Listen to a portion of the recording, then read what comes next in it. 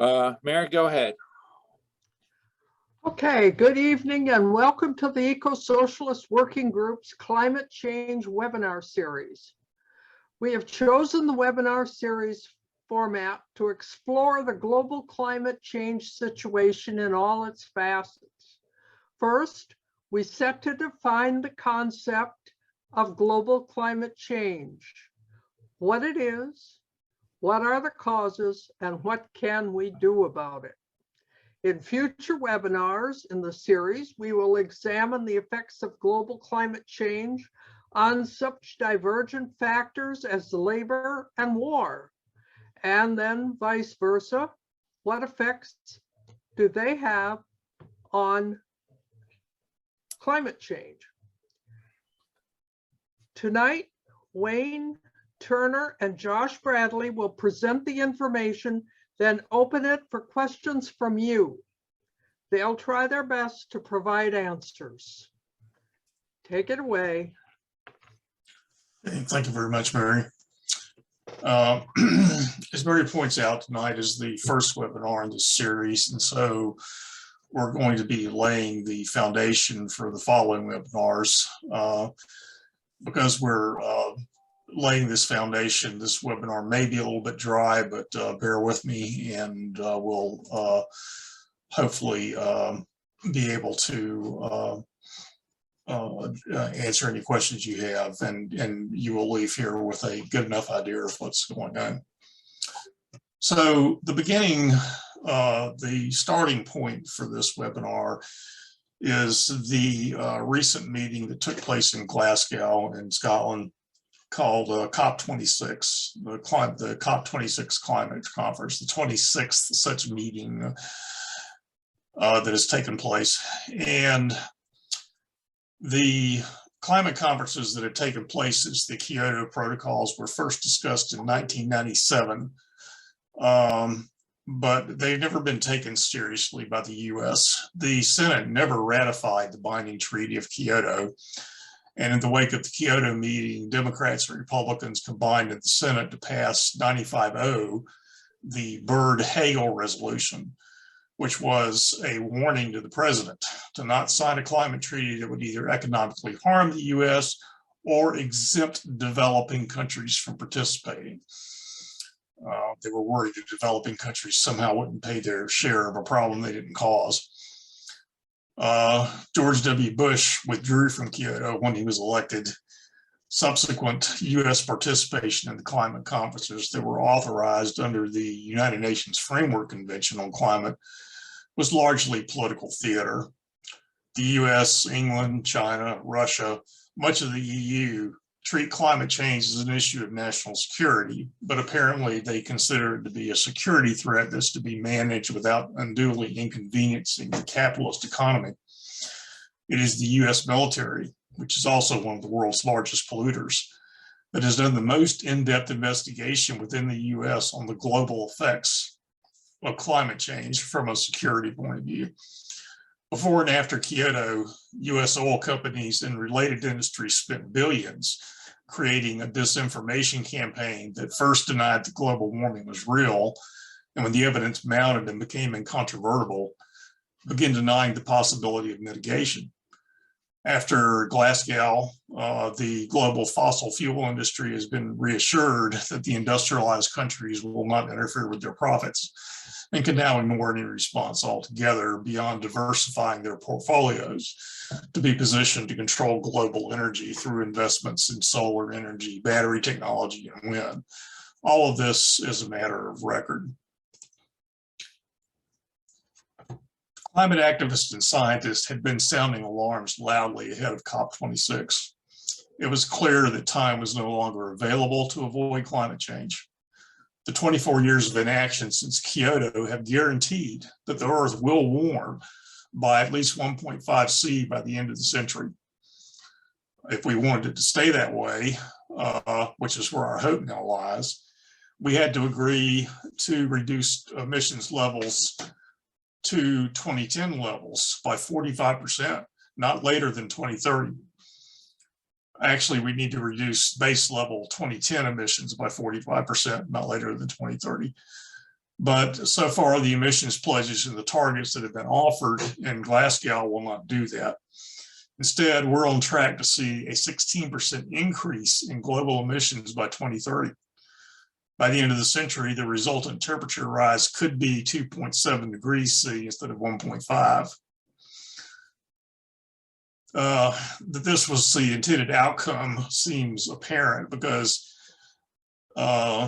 representatives of the oil, gas, and mining industry, despite a supposed ban on their participants, had more officials, executives, and thinly disguised lobbyists at the conference than the largest country delegation. Excuse me. In the wake of previous conferences, measures to invest in reducing the impact of global warming on underdeveloped countries never materialized.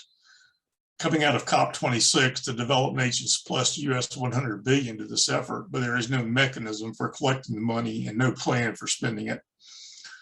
This despite the expected multi-trillion-dollar cost in failing to limit temperature rise in economic terms, and the cost and loss of life, wildlife habitat, and fisheries. Climate activists were blocked from meaningful participation at the conference. Partly this is because of COVID, which increased travel costs or eliminated the possibility of travel altogether.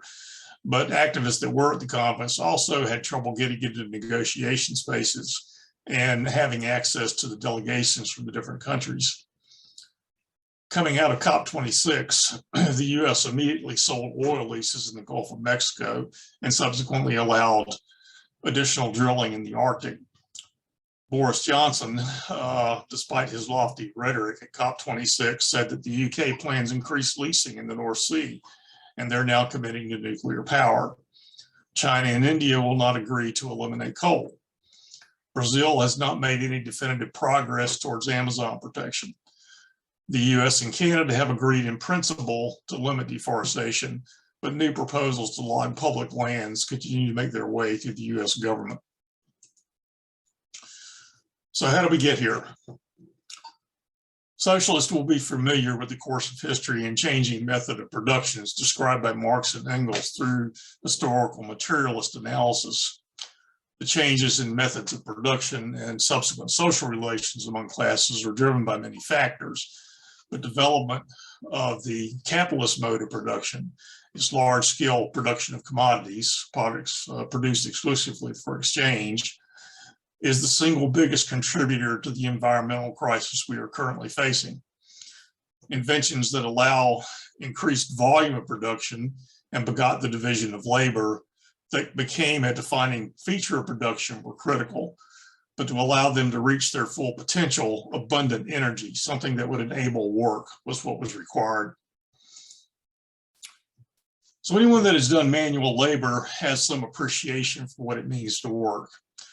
Masses have to be moved, whether it's a bale of hay, a ton of earth, wood, boxes, produce, any object that human labor is focused upon. Power is required to do this, to produce work, and power requires a source of energy. Investigations into the nature of work and energy, into the chemistry and physics of the surrounding world, have revealed a wide variety of sources of energy. And those sources can be classified by the energy available from them in relation to a volume. A human, average working human during an 8-hour day can more or less continuously produce about 75 watts of power when working, in the sense of applying force. That's about 1/10 of a horsepower. As can be seen, the energy density of a gallon of gasoline refined from crude oil is 1,000,000 times greater than that of a person. The energy density of solar power is 10 billion times less than can be produced by a single person. In the case of solar energy, the volume that's in question accounts for the small number, because that volume is actually bounded by the patch of a square meter on Earth and the center of our orbit around the sun. Since the passage of light through this volume at a given location has a presumed constant power, with a maximum of about 150 watts per square meter at the equator on a good day. So humanity learned many thousands of years ago about the usefulness of fire. Fire kept people warm. It allowed them to process food better, better nutrition, more efficient consumption. But the heat that they produced by burning wood or coal or whatever fuel was available to them was utilized directly, and it was not a source of mechanical work. The higher energy densities of these fuels could not be taken advantage of until an invention was created to do so. These inventions, evolving over the centuries, were the class of devices called heat engines. A heat engine extracts work from heat, and the function and efficiency of heat engines is determined by the laws of thermodynamics. The overall efficiency is the amount of work produced for a given quantity of heat introduced to the system. We know that the maximum thermal efficiency of a heat engine is limited by the Carnot cycle, which describes an ideal process for a heat engine. That number is 67%. But no real heat engines in use, except for some combined cycle processes, are going to approach that number.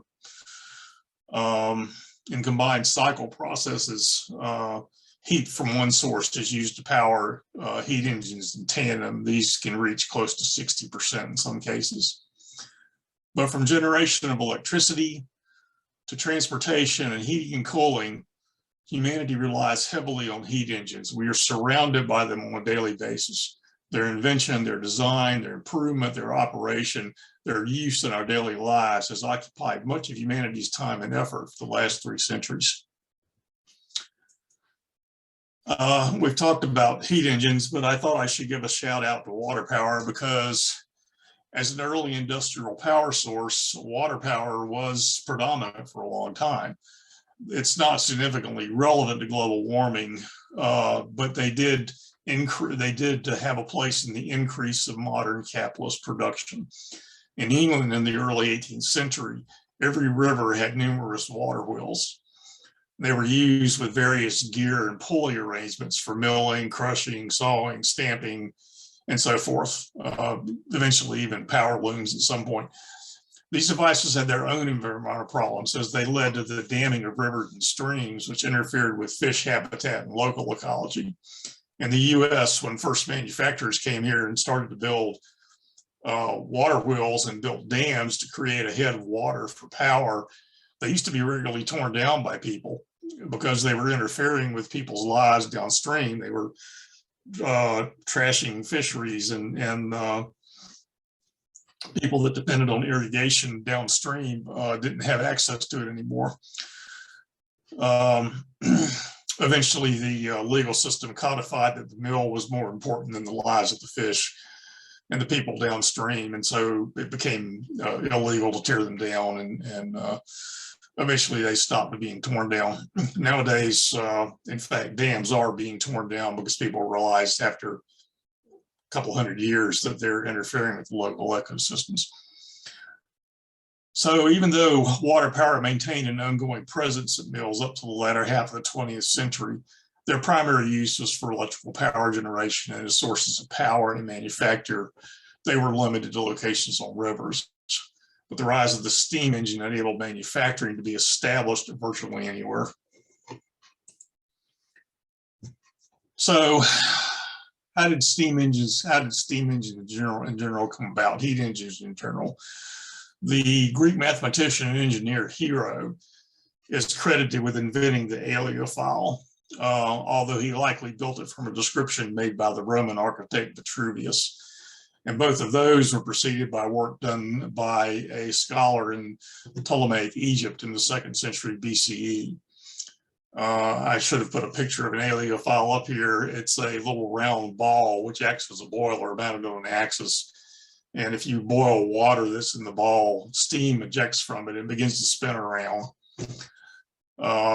It was considered a toy, and development of a functional steam engine that could convert steam pressure to mechanical motion was going to wait another 1,600 years. A Spanish mining administrator named Jerónimo de Ayens patented a steam engine in 1606 to remove water from mines. Engineers Thomas Newcomen invented engines for that same purpose in the late 17th and 18th centuries. The Newcomen engine, sometimes referred to as an atmospheric engine. The Newcomen engine translated mechanical motion of a piston into mechanical motion of a pump used to lift water to various levels from a mine shaft. The mode of operation was not quite what we think of today when we think of a modern steam engine, which uses steam pressure directly to affect mechanical motion on a single or double acting piston or on a turbine. Rather, it relied on a partial vacuum that was created by cooling steam injected into one side of the piston. The steam was injected mostly for the purpose, literally, of being cooled to create the vacuum rather than to drive the piston correctly. The atmospheric pressure on top of the piston then pushed the boiler side piston down, which called the piston on the other side to lift water. Its thermal efficiency, which was its ability to convert heat to mechanical work, was less than 1%. Its main improvement over its predecessor was that it functioned without the use of high pressure steam. Earlier mining water removal heat engines, like the Savory engines, often had explosive boiler fillers. Because we knew how to make steam, we didn't know, people didn't have a very good way to contain it. The metallurgy was not there, the iron was not there. This engine here, the Newcomen engine was state of the art for 60 years. So then along comes Watt. The early Watt engine was an improvement over the Newcomen engine, but not by much. It allowed a factor of about 2.5 times increase in efficiency over the Newcomen engine, which put the early Watt engine efficiency somewhere around 2%. Its main feature was that instead of cooling the injected steam directly into the piston cylinder, it shunted the cooling steam into a separate vessel that was already at partial vacuum. The advantage was the elimination of the repeated heating and cooling of the steam cylinder, which is hard on the mechanical parts as well as being efficient. So alongside Watt, and in the years thereafter, many engineers and researchers worked on different aspects of improving steam engine performance. Concepts of using steam for transportation began to appear, although they were highly experimental. Practical investigations into control theory began to appear. Steel and iron production and metallurgy lagged steam development in the late 18th and early 19th centuries. But by the middle of the 19th century, steel could be produced abundantly and less expensively. But the earliest impacts of the heat engines, the steam engines, were on the production of coal and on the use of steam engines in manufacturing. This chart gives you some idea of the expansion of steam power. Steam was still competing at the beginning with water power as a source for energy and manufacturing. But by around 1840, there had been sufficient improvements in the technology. Steam engines could be manufactured. Steam engines had been built that allowed manufacturing concerns to economically relocate from rivers and streams to areas where coal was mined or areas where coal could reasonably be moved. Concurrent with this was the expansion of modern factory production in the textile era. This was the age in which Marx and Engels were beginning to formulate their theories, and the textile industry in Britain was before them. The creation of the modern factory was before them, and it was in this era that they began to write and think about socialism. So water power allowed for expansion of power looms and other manufacturing uses to the point where literally the rivers were saturated with water wheels. There was nowhere else to put a water wheel. So, and just in time, from the manufacturer's point of view, along comes the heat engine, steam engine. Steam increasingly supported the expansion of textile mills. You can see from this table the number of power looms that were in Britain in 1803, probably the vast majority of them running from water power, and the number that were in Britain in 1857, probably the vast majority of them running from heat engines, steam engines. And so you're looking at an increase of 2 orders of magnitude there. History shows us that was concurrent with social upheavals in Britain And on the European continent, as the capitalist forms of manufacture for commodity production powered by this new technology, we're beginning to displace older production methods. Excuse me. Of course, if you have a heat engine, you have to have something to heat it with. Coal is an energy-dense fuel that appeared early in our history. The Chinese were familiar with it by at the latest 3300 before Common Era, and with methane gas by about 400 BCE. The Greeks had discovered coal for use in metalworking sometime after or around 400 BCE, and Roman Britons had mined and exported coal from across England after 200 Common Era.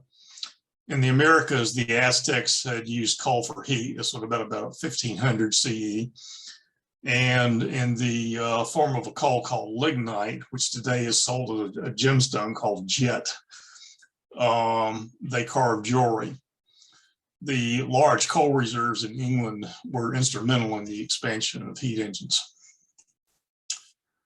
So we could go on at this point with the history of coal production, which continues to the present time. We could note the rise of the oil industry, the invention of the internal combustion engine, inventions that could make use of electrical current, especially the electrical motor, and the vistas that this opened to engineering. But while that is interesting or boring, depending on your perspective, it does take us somewhat off topic. Why does all this matter? Combustion of carbon and carbon-containing compounds is the only path forward for producing forces beyond the capability of an individual person at present. Early on, this was wood and dried vegetation. Depending on geographical location, this could be coal or even natural gas.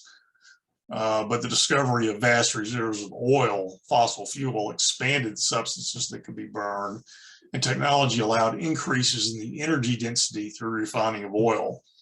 But combustion to produce heat was still the only method of exploiting all these resources. And all combustion of carbon compounds in the presence of air is going to produce CO2. These materials and similar others have been used to provide heat through combustion. For wood, the chemical formula shown is for cellulose, but other hydrocarbons such as lignin are present in wood as well.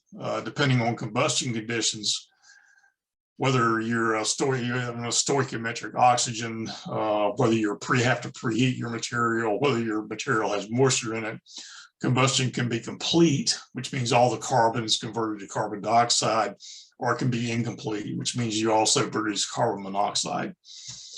Coal, and depending on the degree of refinement, oil and its derivatives may contain sulfur and other impurities.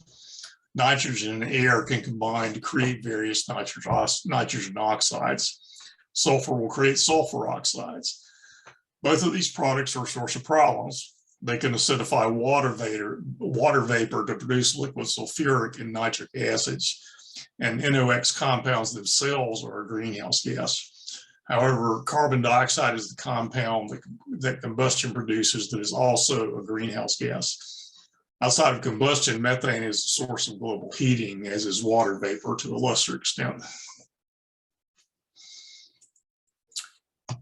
Why does carbon dioxide contribute to warming?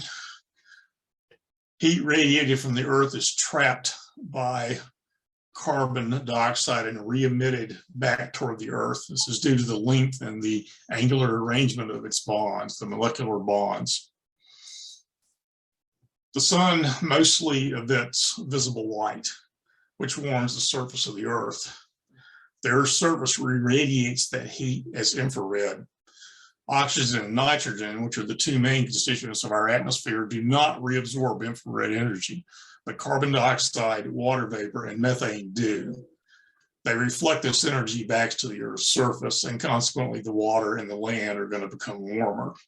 To be clear, that's not all bad. If there were no molecules in the atmosphere to re-radiate some of the heat back to Earth, the Earth would be a frozen ball. It would be incapable of supporting life.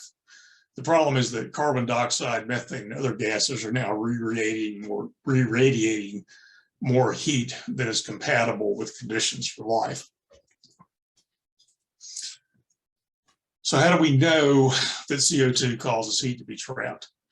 Well, Joseph Fourier, the mathematician that some of you may be familiar with from college, and Claude Pouillet, in 1834 and 1836 respectively, had conceived of and written about the effects of carbon dioxide on the atmosphere.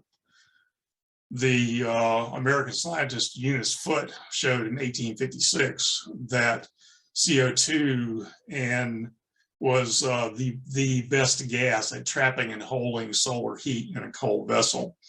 And a few years later, the British physicist John Tyndall constructed an elaborate apparatus for determining the capacity of gas to absorb heat.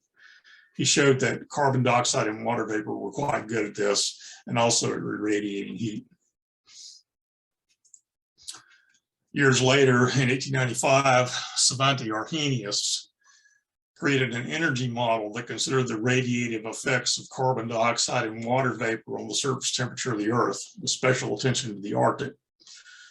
Using data from several preceding experimentalists, including Tyndall, he concluded that if you multiplied the amount of carbon dioxide in the atmosphere by 3, it would warm the Arctic by 8 degrees centigrade.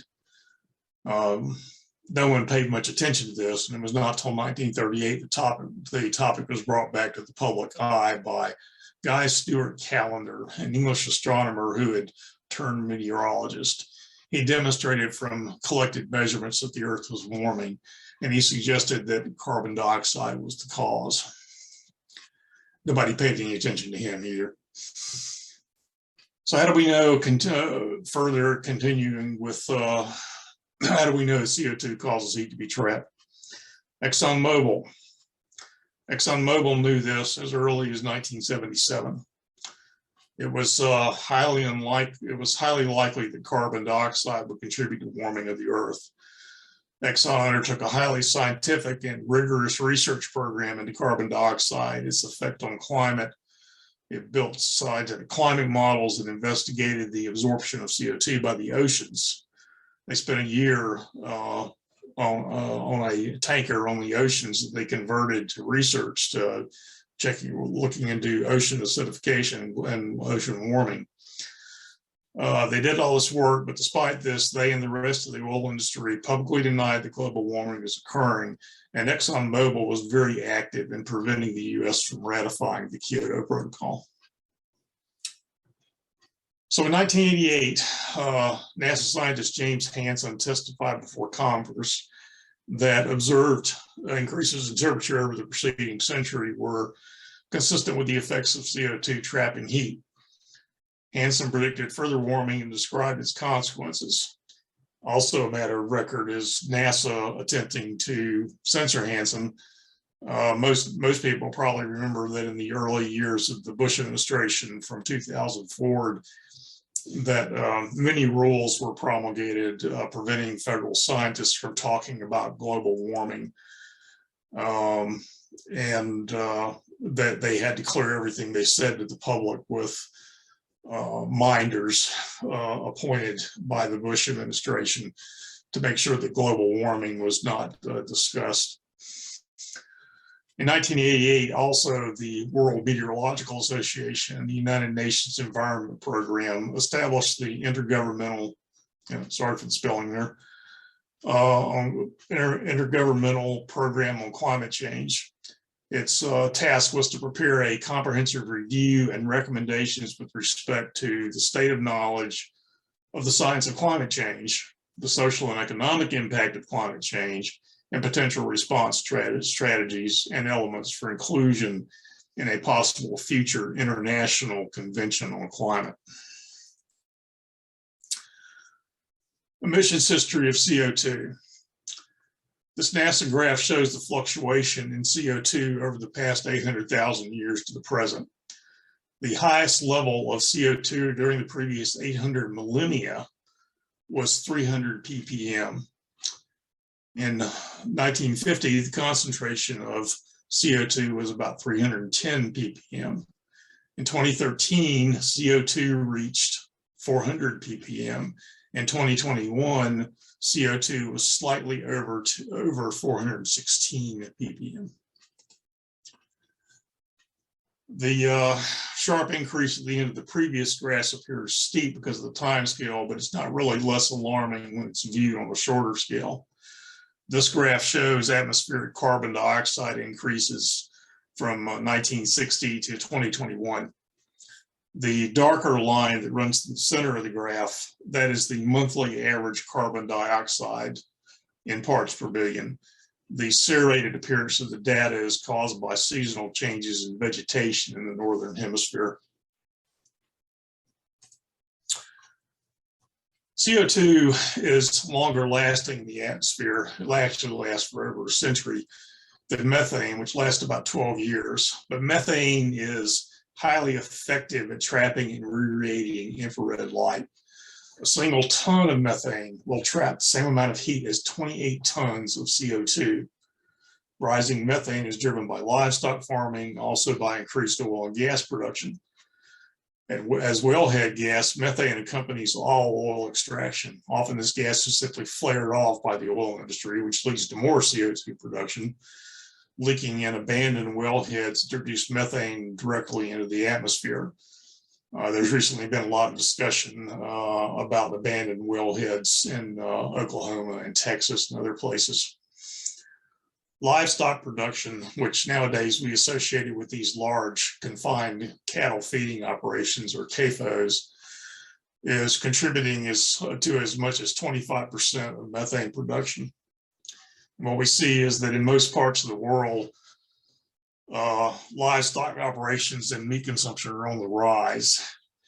We also have the possibility of future increases in methane gas depending on thawing of permafrost in the global north.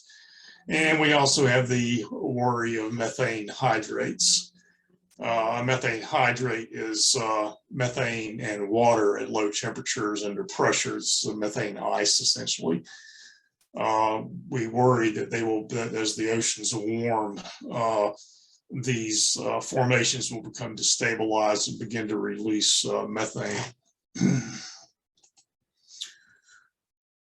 The National Oceanic and Atmospheric Administration developed a measure of contributions of increases in greenhouse gases called the Annual Greenhouse Gas Index, or AGGI. The baseline or starting point for this is the degree of contribution of gases to warming in 1990, fixed at 1. Greenhouse gases, besides carbon dioxide and methane, include nitrous oxides, CFCs, which most of us are familiar with from the refrigeration industry and the issues with the ozone layer. There are chlorofluorocarbons, hydrochlorofluorocarbons, and hydrofluorocarbons. The AGGI, the Greenhouse Gas Index, can be computed backwards or forwards based on available data. This graph shows the change in contribution to heating from all greenhouse gases combined from 1980 to 2020. If you take 1990 as 1, the change from 1990 to the present is 47% higher than it was in 1990. So 30 years, we've increased the heating of the amount of greenhouse gas in the atmosphere that's contributed to heating by 50%. By contrast, if you run this backwards to the year 1750, which is the year that they chose to mark as the starting point of modern industrial production, 240 years would have passed from the time for the AGGI to reach from 0 to the 1990 baseline.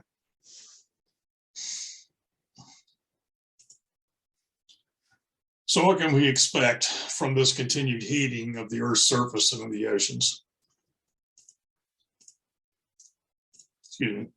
So in 2019, the IPCC released 3 special reports as part of the 6th assessment report. The second of these was called Climate Change and Land. It reported on desertification, it reported on land degradation, it reported on food security, contained recommendations on sustainable land management, and also on the possibility of fluctuation of greenhouse gases and land-based ecosystems. The third report, the special report on the ocean and cryosphere and a changing climate, covers observed changes and impacts. It covers projected changes in risk and about implementing responses to these changes. And so at this point in our webinar series, what we are concerned with is the existing and predicted impacts of climate change. And what's going to follow here in the next few slides is taken from these two special reports, and in particular from the summary for policymakers section of the report. Those pieces of the report are quite readable, and I would recommend that people go and read them. They're not horribly long. They will give you a feel for the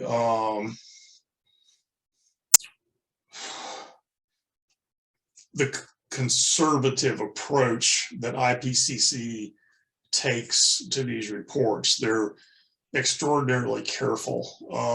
All of their assertions are accompanied by a degree of confidence in their statement. A confidence, they either have high confidence, medium confidence, or low confidence in their assertion. So since 1900, land surface air temperature has risen more than the global average. It is likely that over land, the average temperature has already increased by between 1.38 C and 1.68 C.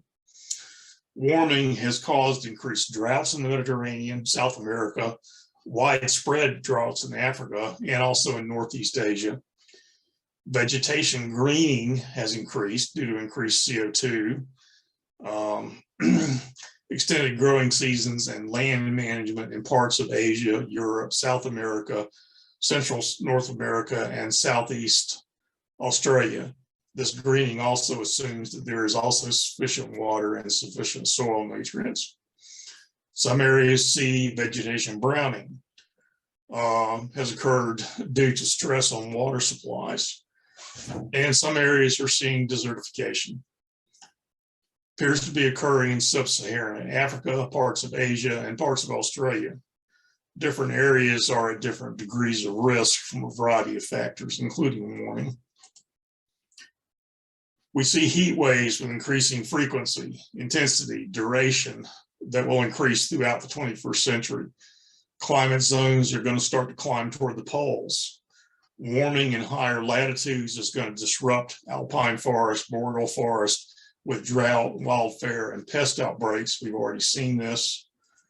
At current levels of warming, we have moderate risk to increased water scarcity, soil erosion, loss of vegetation, permafrost thawing, and crop yields. These risks are going to go up as the temperature continues to go up. We can expect to see that food supply stability is going to decrease, e.g. food insecurity is going to increase. Price of cereal grains will increase. And the higher CO2 levels are associated with decreased nutritional quality of crops. Socioeconomic factors are going to affect the percentage of the population that's most exposed to risk. This is a concept with which we are all familiar with from history. It is the poor and the least among us that always suffer the consequences of war, oil spills, various man-made disasters. And this is not going to be any different. Population growth, income levels, and effective land use is going to determine the exacerbation or reduction of risk. The report, if you go and read it, has a set of graphs that propose a set of conditions varying on population levels, level of income, and other socioeconomic factors that determine the risk associated with global warming. And they have them all the way from benign, which still has moderate risk associated with it, to total disaster, which speaks for itself.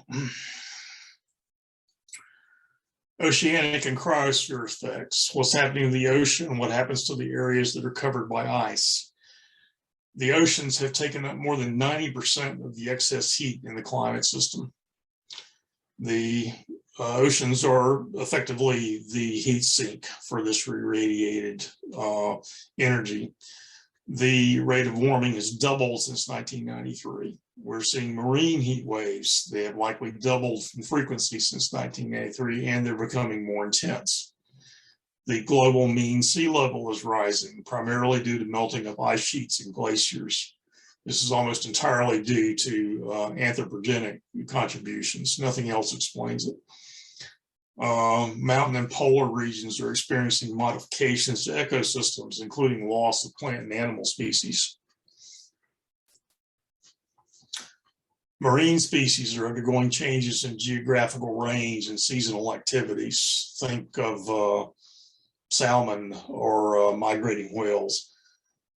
These changes are driven by ocean warming. They're driven by oxygenation of water, melting sea ice, and changes to the actual habitats themselves. For example, kelp forests are now expanding the areas that they were previously found in, but they're expanding north. Upwelling systems, an upwelling system in oceanography is the exchange of deep nutrient-rich waters with surface waters. And these systems, the two that are in question in particular, are the Humboldt and the California systems. They're being negatively affected by ocean acidification and oxygen loss.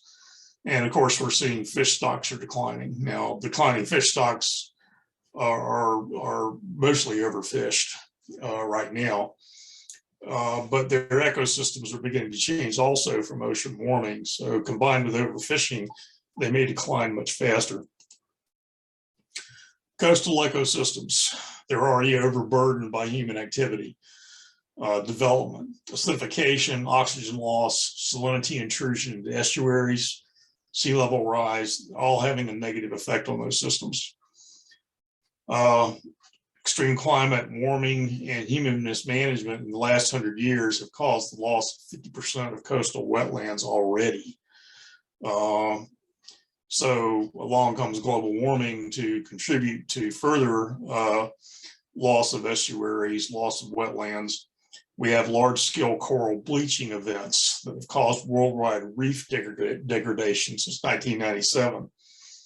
If a coral system can recover, which it is not necessarily given, it can take more than 15 years for it to do it.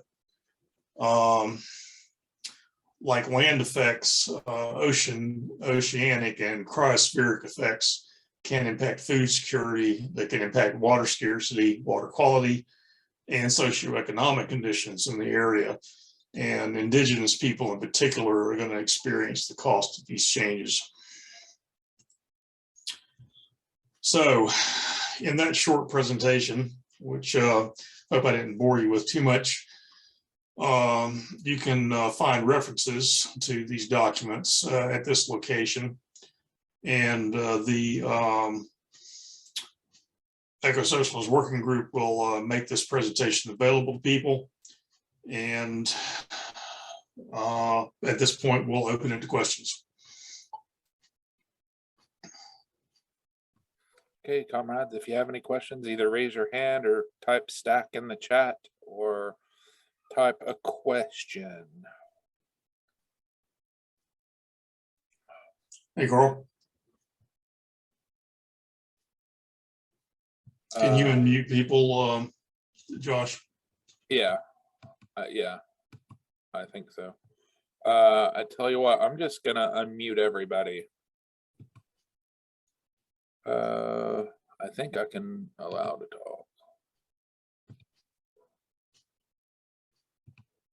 talk. Let's see, Carl. Carl, you're good to talk. Hey, Wayne, can you hear me now? Yeah, hey, Carl.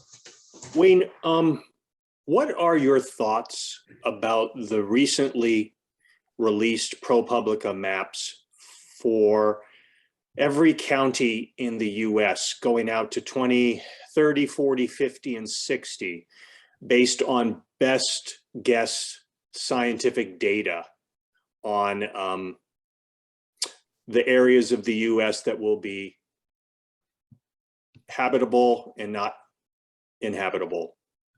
Did you see those maps, and what are your thoughts about them? I have not seen those particular maps. There is a organization or a website called the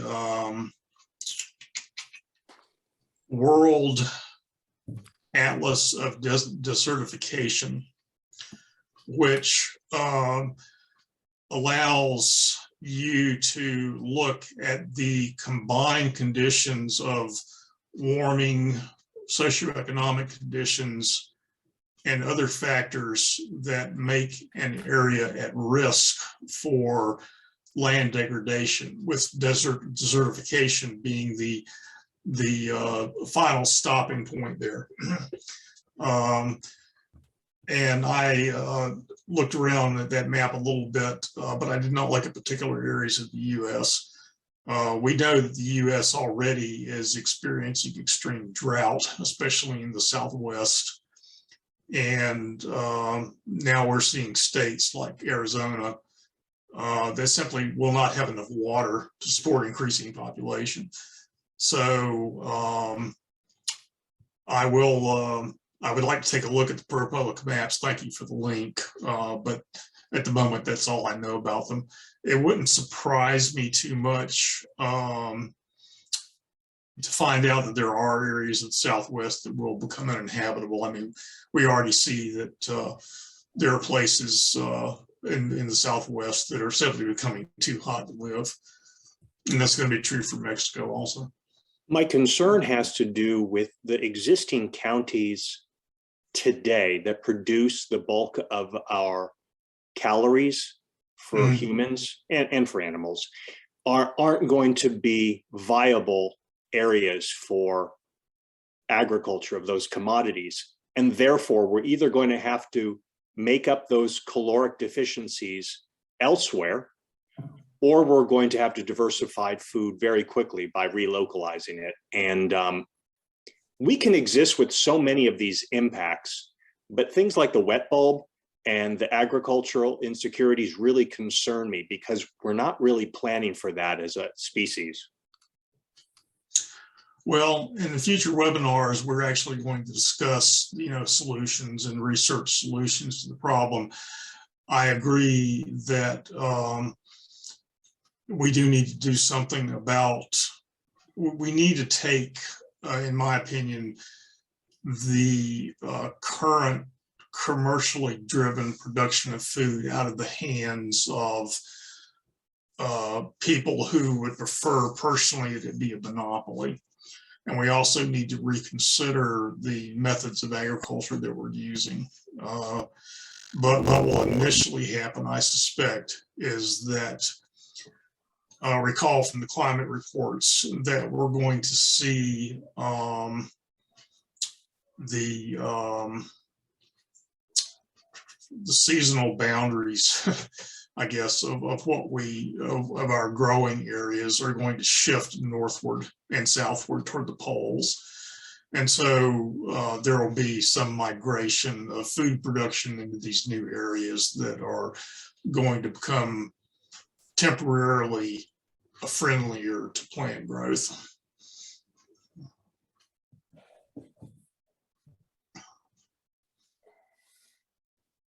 Okay.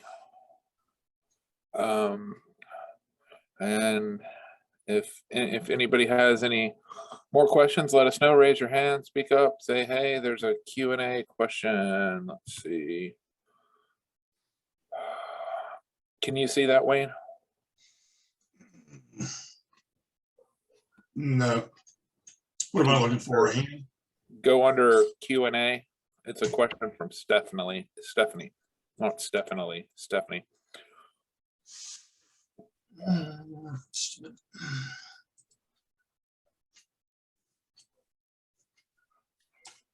Oh, wait a minute. Maybe this is here. Q&A. Oh, there we go. So Stephanie asked, do you think the possibility of mass migration due to climate catastrophe is one reason the far right is passing downright fascist immigration and refugee restrictions, having refugees wait in another country while waiting for their case to be heard, pushing extreme vetting, separating families, making sure immigration courts have more cases than they can possibly handle, building a border wall, etc.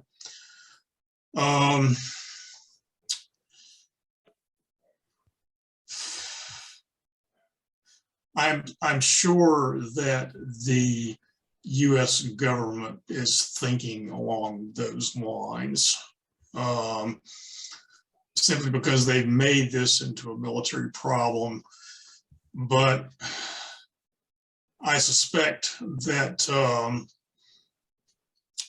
a lot of these laws are simply driven by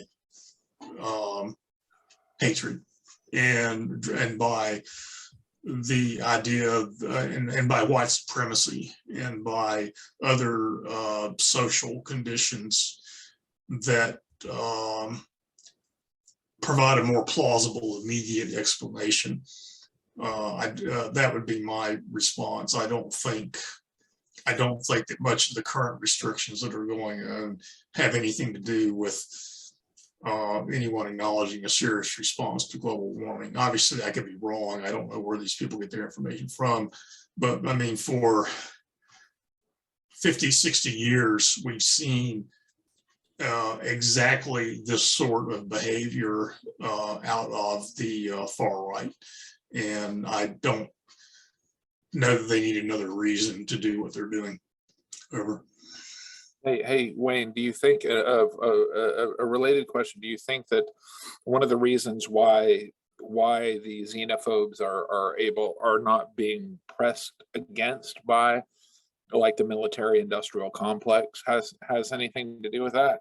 I mean, there's always been xenophobia in our country, but it's gone up it's gone up pretty far since at least Bush, Bush Jr. And I'm wondering if the military is interested in climate change only as you know, not to solve it because they're the biggest polluters in the world, but like in order to, you know, maintain America. I'm wondering if that's why there's been less pushback from the military.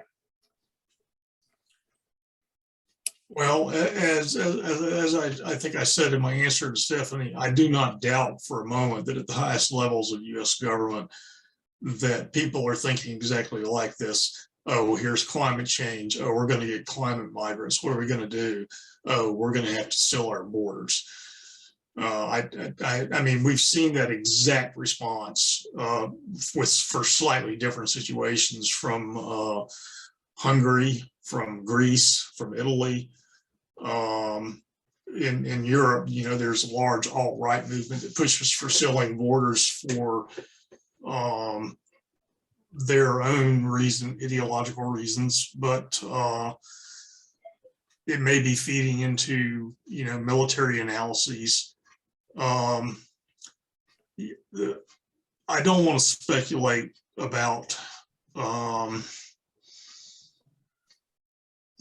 the degree to which the federal government is influencing this, because it's just so natural for them to do what they're doing.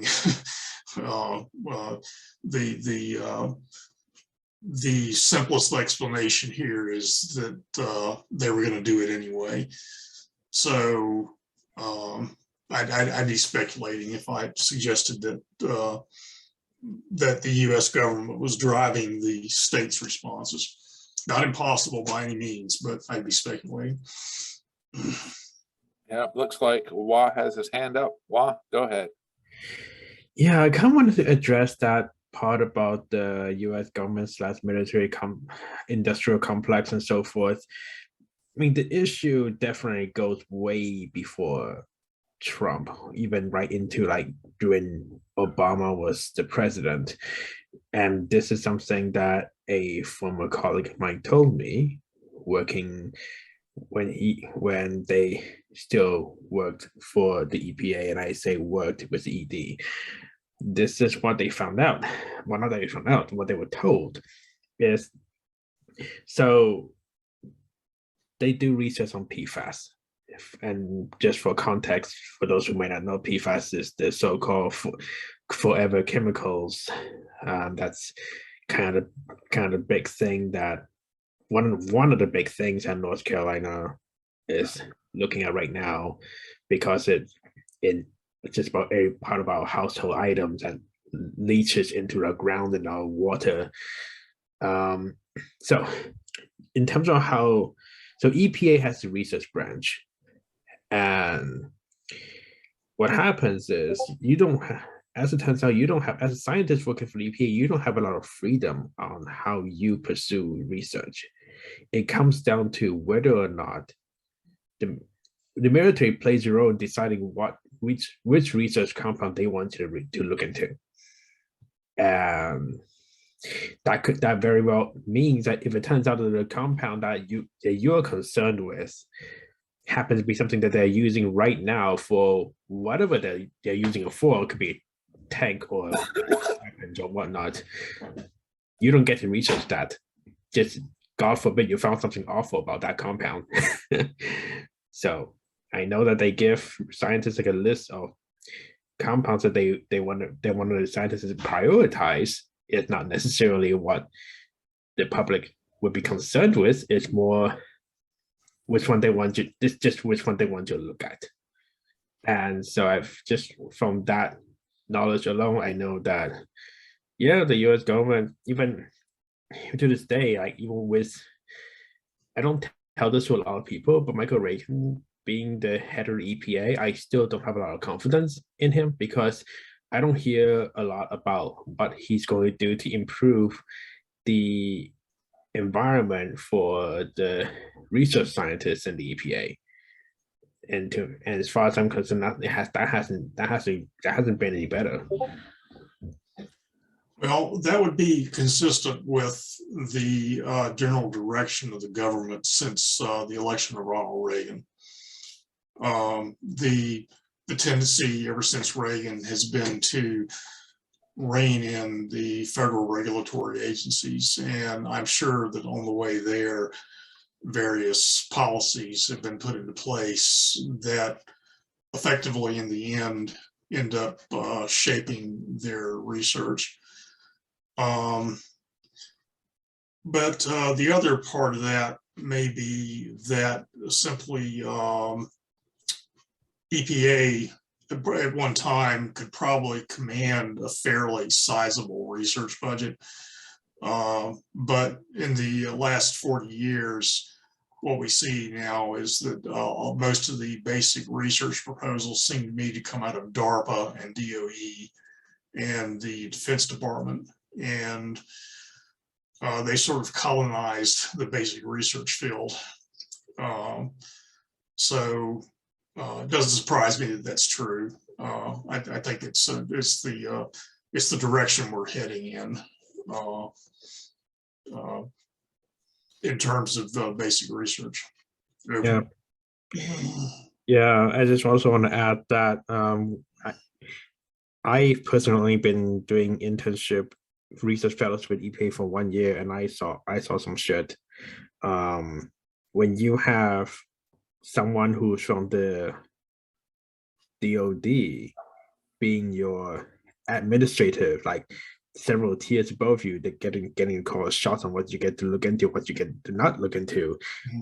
You're in trouble. I had a colleague who got, well, they don't call it fired, they just decide not renew your contract. And the reason to not renew my former colleague's contract was because insubordination. What the hell is that? You don't, all she did was asking them a question about the validity of their research method. And the next day they have a meeting and decided to get rid of my colleague. Again, that does not surprise me. These people have had 40 years and 3 Republican administrations to stack the EPA with their chosen representatives, and since DOD gets all of the deference that anyone could ever expect, even in for a democracy, it's appalling, but it just the sort of the worship of the military and the deference to the military and the deference to the military and the willingness to let the military call the shots everywhere is making itself felt, and exactly this situation. So I decry it, but I'm not too surprised. I have a question from Tyler. How are things like the Texas deep freeze last year factored into the current understanding of global warming? Is it perceived to constitute some sort of achievement of equilibrium on part of nature? People like the former prez like to use it as a gotcha moment to disprove global warming, but I think these events show the opposite, almost like nature is trying to achieve homeostasis status. I'm not an expert, obviously, in climate. We made this presentation to begin to stimulate socialist discussion on response to climate change. However, I will point out that the climatologists view Earth as a system. If you have any familiarity with large complex systems, people know that if you disturb their equilibrium, they will respond in unexpected ways. And I think maybe the deep freeze in Texas is an example of that. Now I see that Carl is actually offering an answer to that. So Carl, I'll let you go ahead. So as the Earth warms, it's going to warm in a way that is imbalanced. The northern latitudes, when I say the northern latitudes above us and in the polar and Arctic regions, are going to warm at a higher rate than our latitudes and the southern latitudes. That is going to cause the difference to be less. The temperature gradient is no longer what it was. And so the jet stream is no longer as intense because it doesn't have the strength it used to have, because the temperature differential, which used to keep it strong, is no longer there or minimal. It starts to undulate and become more wavy. And that undulation is the reason why the Arctic last week was in the 40s and why here was in the teens and 18 and 19 degrees, because it's undulating so much. You're having polar air come down into the southern latitudes and warm air go into the north. If that differential between the northern latitudes and the southern latitudes was maintained, the Gulf Stream would be strong and keep the cold air in the north and the warm air in the south. What it's going to manifest as is chaotic, extreme variations in temperature going forward that are never going to get better. They're just going to get progressively worse.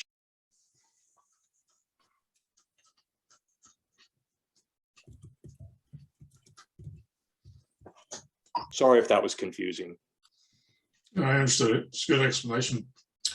It points out what I was getting at, that most people that are suspicious of the concept of global warming don't have a grasp of the concept of a planetary system, just as people don't have a concept of large ecosystems. They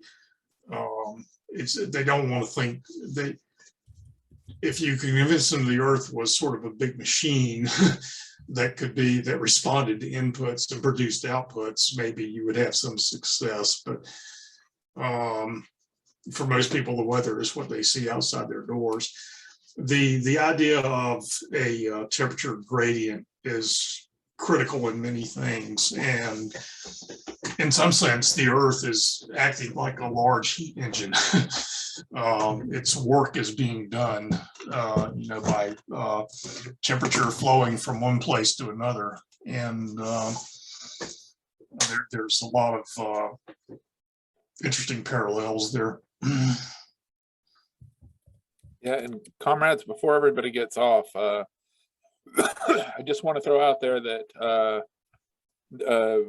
members of the party, if you are interested in joining the Eco-Socialist Working Group, just get in touch. Let us know, because we're a pretty small group and we're trying to expand. So more hands make less work. So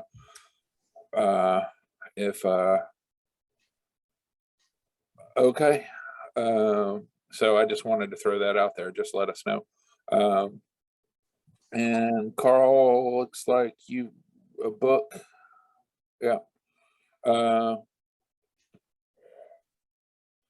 Yeah, if anybody might be interested in learning more about chaos science, I bought this book years ago, and it's unbelievable how what's happening now can be explained by chaos science, or how chaos science can explain what's going on with these different things. I didn't know that at the time. It's become it's like my go-to book now for some of these things.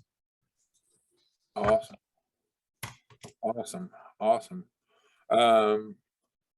So we've got a Gmail account for the working group, don't we, Wayne? That's how we get to the drive, right? Just a minute, let me see if I can figure that out. Yeah, we'll put an email. I'll put my email in here.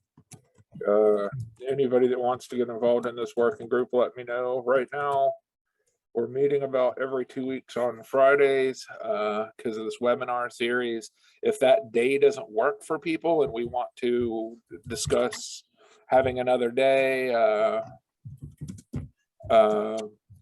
mean, we're open to it. More hands make less work. We can hopefully get a plan about have some people focused in the party to help push the, and I mean, we've got a pretty eco-friendly platform now. We can always make it better. And then hopefully we can coordinate with other groups and left parties to get it done. Because when it comes down to it, capitalism is incompatible with climate responsibility. That you can't, capitalism is fueled by growth, and it has to be fueled by infinite growth. And in order to, but unfortunately, there is no way to have infinite growth with finite resources. So yeah, that's why we're looking at it from a hopeful socialist perspective, hopefully. So Josh, I'm putting the Eco-Socialist Working Group email into the chat. Awesome. So anyway,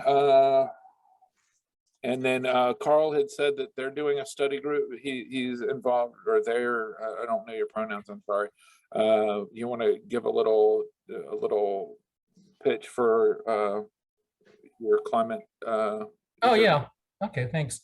Yes, it's interesting. It was organized by former comrade, well, I should say former comrade, former SPUSA member John Reynolds. He seems to have an odd relationship with staying in any kind of organization, and it was mostly through people with IMT in New York that we've been doing this. I was invited to it, and I made it clear to John. I said, I'm not IMT.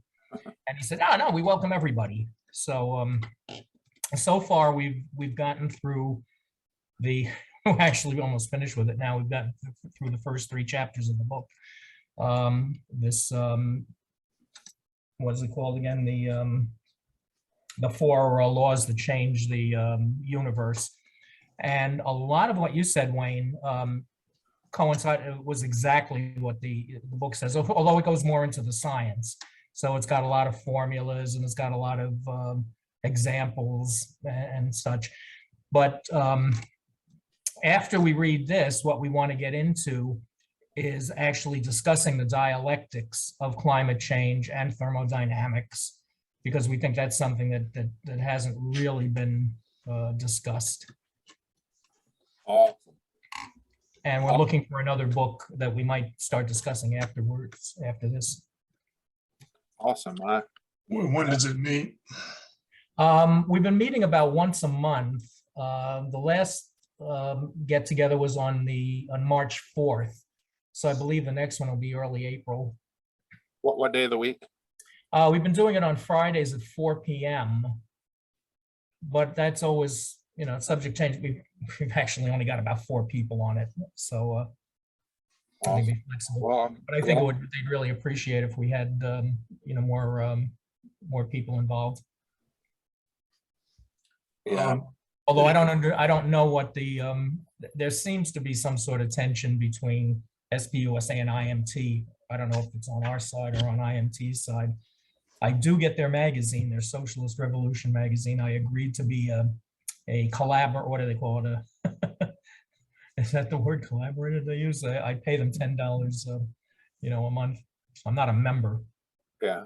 No, that's, we're a big tent party, and some parties don't like the fact that we're, we've got everybody from ML all the way to anarchist in our party, and that sometimes can rub people the wrong way. It looks like Lizzie suggested a book, Less is More by Jason Hickel, speaks well to the growth imperative of capitalism and the existential risks that we are facing. So Sounds good. might be a suggestion. And while I'm on the call, I'm doing this as well. There's also just a theory study group that happens every Thursday, Left Unity Study by the Green Party of North Carolina and SP Northern Piedmont Local in North Carolina. But we've got people from all over the country, and if anybody's interested in joining that, we're not exclusively environmentalists, but I mean, we're not necessarily, we're just reading general theory books, like we just finished Socialism, Utopian versus Scientific. So if anybody's interested in that, it's generally good. We generally have, I don't know, 20 or so people on the call, and we meet every Thursday. And if anybody is interested, I will put the link for the registration in the thing. It's a shameless plug, but I'm gonna plug it shamelessly. Anyway, and we're getting ready to select the next book here pretty soon. So if you're interested in doing that, please register, and we can hopefully invite you to that as well. And that is it's co-run by the North Carolina Greens and the Socialist Party, and several locals of the Socialist Party, and there's also other organizations that are involved. Like there's some people from SALT, some people from the SRA, a few people from the DSA. It's a pretty good group. I like everybody. But anyway, does anybody have any more questions? I know people are starting to drop off, and I just wanted to thank everybody for coming, and I wanted to thank Mary for introducing it, and definitely thank Wayne for the whole lot of research he put into this first webinar to give us a basis on where we can build from here. And